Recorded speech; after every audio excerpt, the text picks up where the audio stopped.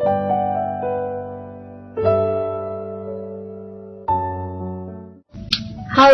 shalom, sahabat hidup untuk bersaksi. Dimanapun kita berada saat ini, semoga sukacita dan sejahtera Tuhan selalu ada dalam setiap pribadi kita. Puji Tuhan, sebelum saya membawakan kesaksian ini, saya akan memperkenalkan diri saya.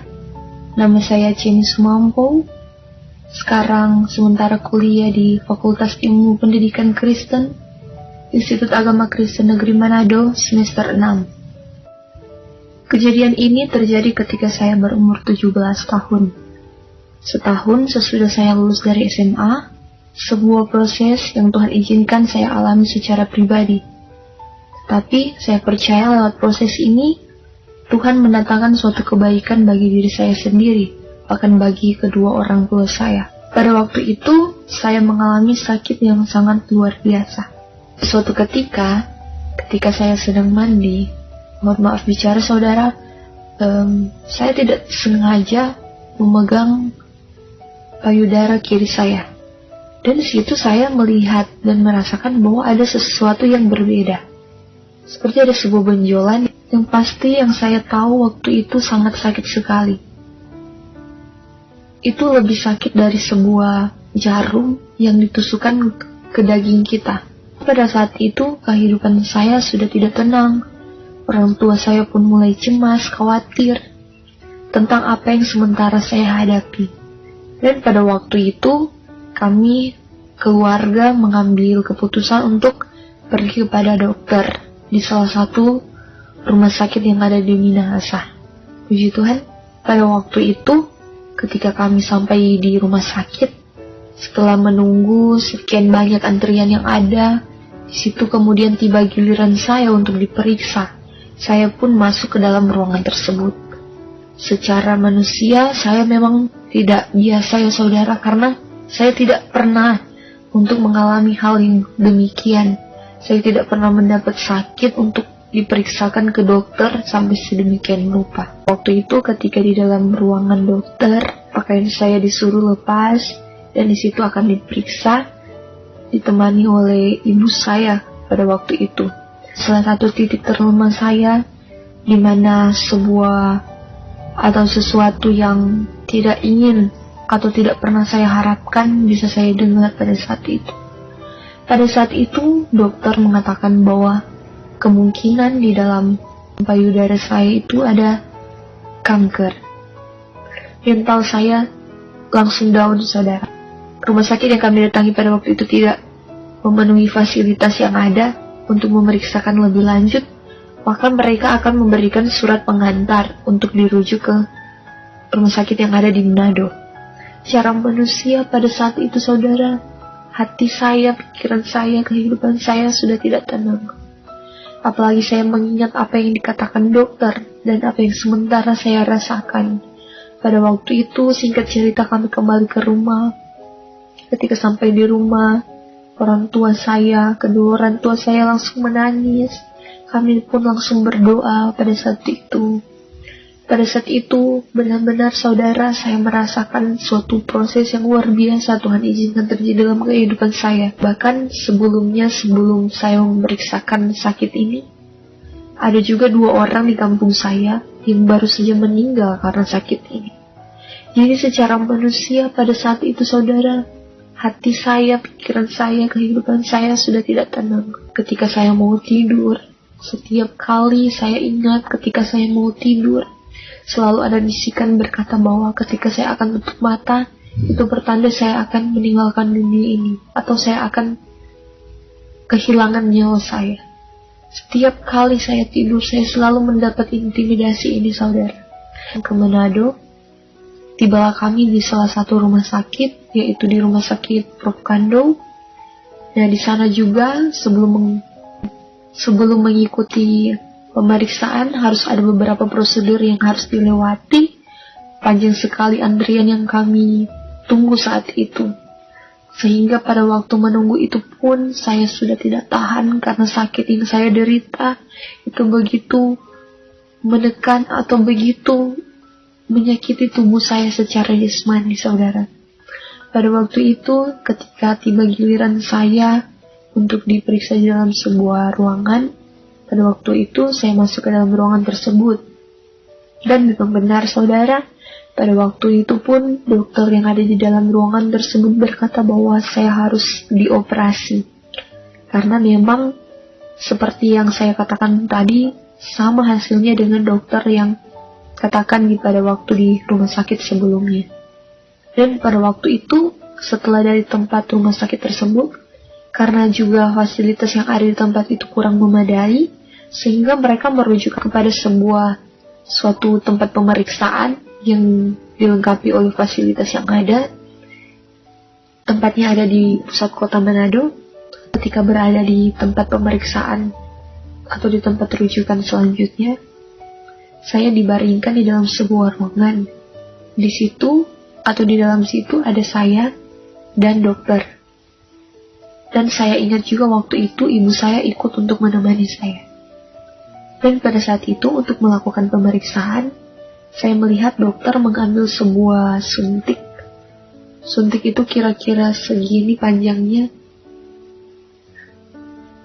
Ketika dokter berkata bahwa seluruh jarum yang sepanjang tadi yang saya jelaskan itu harus full dimasukkan ke dalam payudara saya.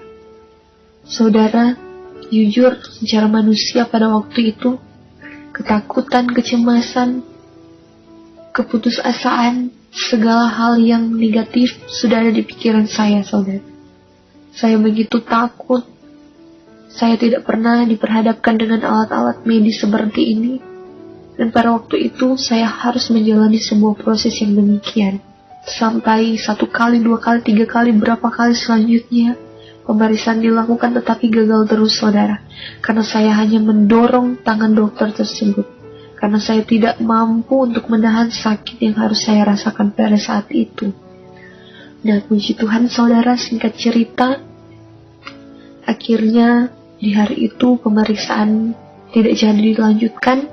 Kata dokter agar kita mengambil waktu yang tepat ketika saya sudah siap untuk diperiksa.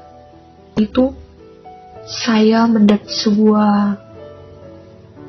saya tidak tahu ini dikatakan apa saudara. Tetapi itu yang berbicara keras di dalam hati nurani saya. Bahwa saya ini akan dipakai Tuhan. Dan Tuhan ingin saya untuk melayani Tuhan. Puji Tuhan, pada waktu itu saya memiliki seorang kakak perempuan. Kakak perempuan saya ini sementara mengikuti proses pendidikan sekolah Alkitab yang ada di Langgoan. Dan pada saat itu entah kenapa hal itu yang begitu kuat ada di dalam hati saya untuk saya dapat melakukan hal yang demikian seperti kakak saya. Secara langsung saya berkata kepada orang tua saya di dalam perjalanan menahan sakit penyakit yang saya derita bahwa saya berkata saya akan mengikuti sekolah Alkitab yang ada di Langgoan. Dan saya percaya saudara, itu adalah alat yang Tuhan izinkan sakit penyakit yang saya derita, yang saya alami untuk dapat saya menggenapi panggilan Tuhan dalam kehidupan saya. Pada waktu itu, teman dari orang tua saya menyarankan atau menganjurkan kepada kami untuk memeriksakan kepada sebuah tempat tradisional. Di situ ada pemeriksaan tradisional yang akan diberikan untuk orang yang biasa sakit penyakit dalam seperti saya alami. Pada waktu itu saudara, memang kehidupan saya sudah tidak tenang seperti yang saya katakan tadi. Hal itu yang selalu saya rasakan, ketakutan, kecemasan, rasa ingin mati, dan masih banyak lagi yang saya rasakan pada waktu itu saudara. Yang saya ingat pada waktu itu, kami akhirnya memutuskan untuk pergi ke tempat pengobatan tersebut yang ada di Tomohon. Saya disuruh masuk ke dalam sebuah ruangan, di sebuah kamar. Dan di situ saudara, saya diperiksa oleh seorang ibu yang sudah tua. Di situ saya sempat heran karena kenapa dia memeriksa saya, memang seperti yang di rumah sakit juga, untuk melepaskan pakaian saya, seorang ibu ini memeriksa saya. Tetapi hal yang berbeda saya rasakan, kenapa pada waktu dia memeriksa saya, dia menutup matanya. Jadi dia hanya meraba atau dia memegang di payudara saya sambil dia tutup mata. Nah, hal itu yang membuat saya bingung, kenapa dia melakukan hal yang demikian. Dan pada waktu itu juga dia berkata bahwa sakit yang saya derita ini sudah lama ada di dalam tubuh saya. Bahkan itu bukan hanya ada satu, tetapi ada banyak sekali di dalam tubuh saya. Saudara bisa bayangkan pada waktu itu bagaimana pikiran dan hati saya. Secara pribadi saya sangat terkejut dan takut. Kenapa ibu ini berkata demikian? Sehingga pada waktu itu saya berkata bahwa saya memang sangat mengalami suatu penyakit yang luar biasa, yang mungkin akan membuat saya kehilangan nyawa saya. Pada saat itu, ibu itu memberikan sebuah ramuan yang saya ingat pada waktu itu. Ada banyak ramuan yang dia berikan, ada tumbuh-tumbuhan kering, ada minyak, ada air, dan ada juga bunga yang disuruhnya untuk dicari. Dan bunga ini biasanya kita dapat di sekitaran pekuburan atau pemakaman orang mati. Dan kata ibu itu, tanaman itu harus diambil dan diberikan kepada saya untuk dijadikan pengobatan untuk saya. Dan singkat cerita, pada waktu itu setelah kami dari tempat pemeriksaan tersebut, kami kembali ke rumah. Dan sampai di rumah, saya meminum semua obat yang dianjurkan untuk diminum. Sebenarnya secara saya pribadi, saya merasa jijik dan tidak biasa mengkonsumsi obat-obat yang demikian. Apalagi saya disuruh minum minyak, dan ada juga beberapa ramuan yang lain yang saya sudah tidak ingat bagaimana bentuknya. Dan pada saat itu, seingat saya, ibu saya merawat saya di rumah, dan pada waktu itu saya sementara istirahat. Ibu saya pergi ke pasar karena akan mencari juga salah satu obat yang dibutuhkan untuk membantu penyembuhan saya yang dikatakan oleh ibu di tempat pengobatan tradisional tadi. Dan puji Tuhan, pada waktu itu ketika ibu saya berada di pasar, dia bertemu dengan orang tua atau ibu dari teman SMA saya, salah satu teman atau sahabat saya. Pada waktu itu rumah makan kami ditutup beberapa hari karena saya memang sakit. Kami sibuk kesana kemari untuk melakukan pengobatan. Dan pada saat itu orang tua dari teman saya bertanya kepada ibu saya, kenapa warungnya ditutup. Terus pada waktu itu ibu saya berkata bahwa, oh, anak kami sedang sakit, yaitu saya. Pada waktu itu ibu dari teman saya langsung berkata bahwa, oh iya, nanti kami akan pergi berkunjung dan akan mendoakan. Dan pada saat itu singkat cerita, ketika malamnya, benar seperti yang ibu teman saya katakan tadi, mereka beserta tim doa mereka datang ke tempat kami untuk mendoakan saya. Dan pada saat itu saudara, kami belum menceritakan apapun yang kami lakukan selama proses pengobatan, mulai dari rumah sakit sampai kepada pengobatan tradisional itu. Kami belum pernah menceritakan sedikit pun kepada mereka. Seperti biasanya kalau di aliran karismatik, sebelum ada doa, ada penyembahan.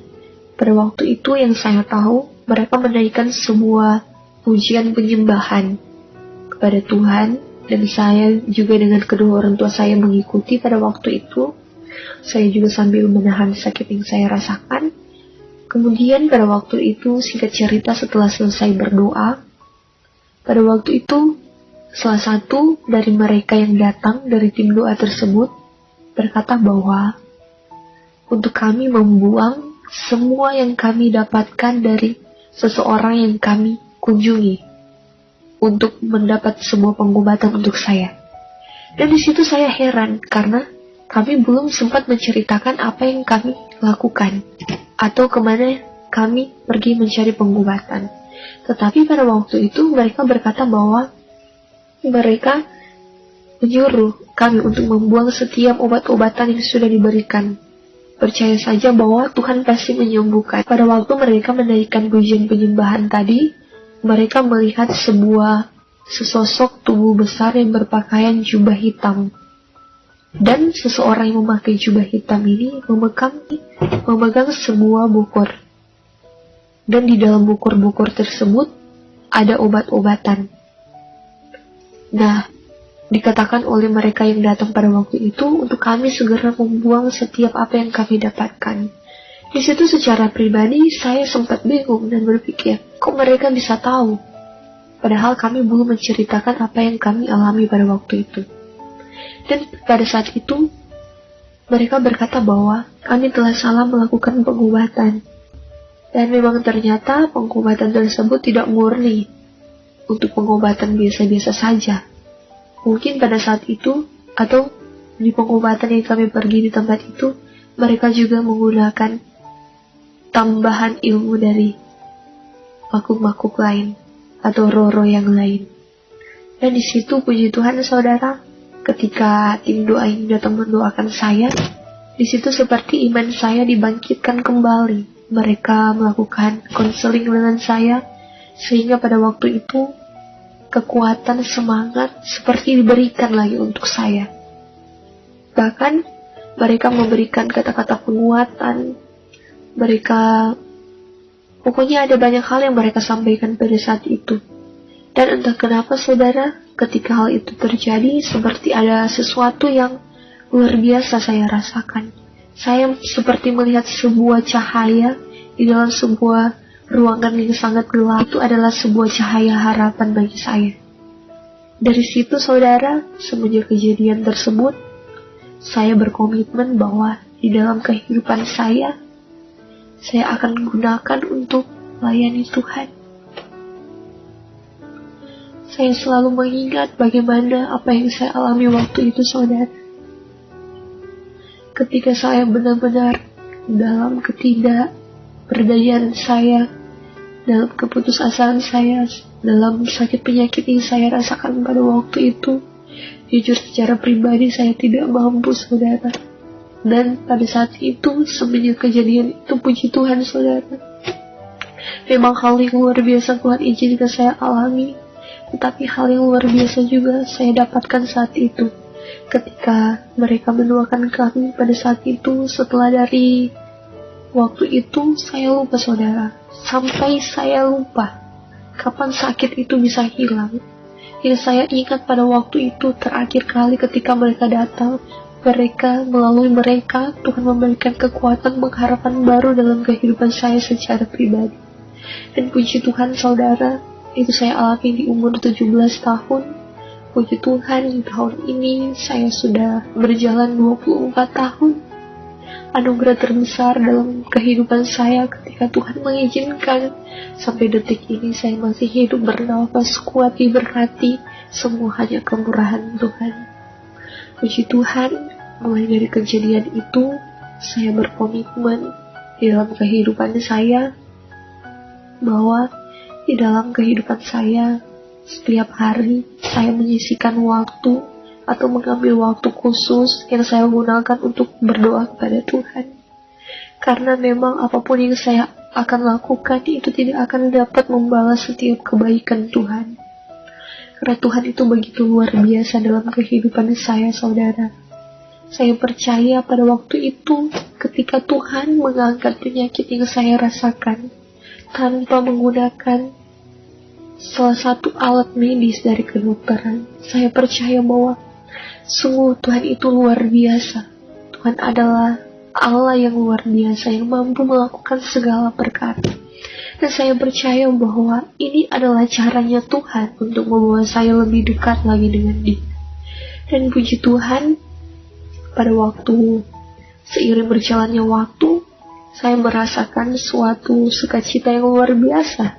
Bahkan saya merasakan ada yang berbeda dengan tubuh saya, saudara. Saya merasakan kesehatan yang saya rasakan 2 kali lipat lebih dari yang sebelumnya saya rasakan. Ketika saya belum mendapat penyakit tersebut, saya mengambil langkah untuk mengikuti pendidikan di sekolah Alkitab. Dan pada saat itu juga di sana, ketika menempuh pendidikan, saya menyaksikan kemurahan Tuhan, apa yang saya alami, dan saya sangat bersyukur sampai detik ini saya tetap di dalam otoritasnya Tuhan, tetap di dalam kendalinya Tuhan. Saya percaya bahwa segala sesuatu yang saya alami ini untuk mendatangkan kebaikan bagi saya. Ya, sehingga memang peneguhan itu ada di dalam hati saya. Bahkan hal-hal yang luar biasa Tuhan izinkan juga untuk saya alami di sana. Puji Tuhan, sangat luar biasa. Saya ingin juga berkata kepada sahabat hidup untuk bersaksi dimanapun kita berada saat ini, tetap percaya bahwa kita mempunyai Tuhan yang hidup, Tuhan yang tidak pernah meninggalkan kita. Mungkin ada saatnya Tuhan mengizinkan kita berada pada situasi yang sulit, pada keadaan yang sulit, tetapi percaya bahwa Tuhan tidak pernah meninggalkan kita. Dia selalu berada dengan kita, Dia selalu bersama-sama dengan kita. Sehingga jangan pernah takut. Entah Anda saat ini dan saya berada dalam titik terendah, titik terberat, tetap percaya bahwa Tuhan tidak sedetik pun meninggalkan kehidupan kita. Ingat saudara, Tuhan sudah mengorbankan dirinya untuk kita di kayu salib. Itu pertanda bahwa Tuhan begitu sangat mengasihi kehidupan saya dan saudara, sehingga jangan pernah takut, jangan pernah menyerah dengan proses yang sementara engkau hadapi saat ini.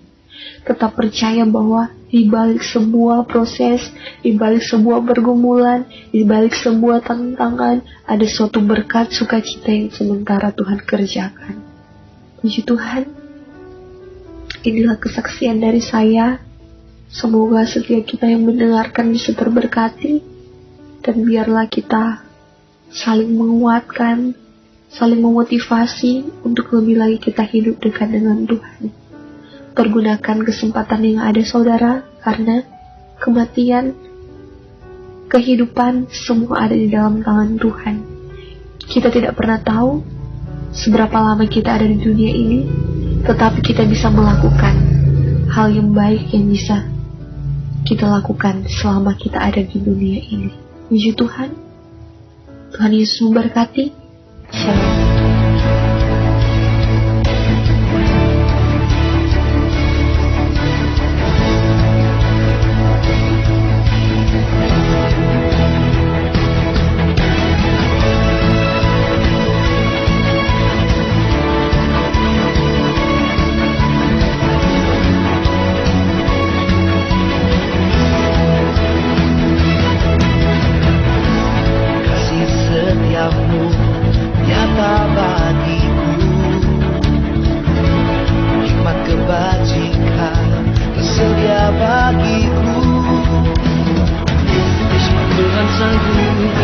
Limpahkan segalanya,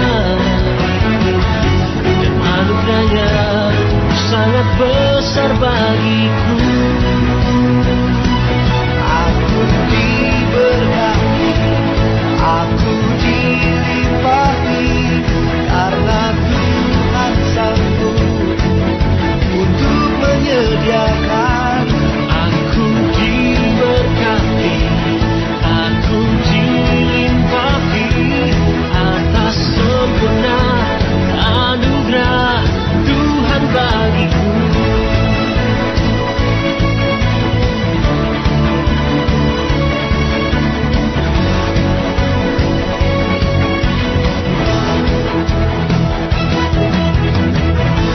Kasih setiamu nyata bagiku, hikmat kebajikan sedia bagiku. Sebab Tuhan sanggup melimpahkan segalanya, dan anugerahnya sangat besar bagiku. Aku diberkati, aku dilimpahi, karena Tuhan sanggup untuk menyediakan. Aku diberkati, aku dilimpahi atas sempurna anugerah Tuhan bagiku.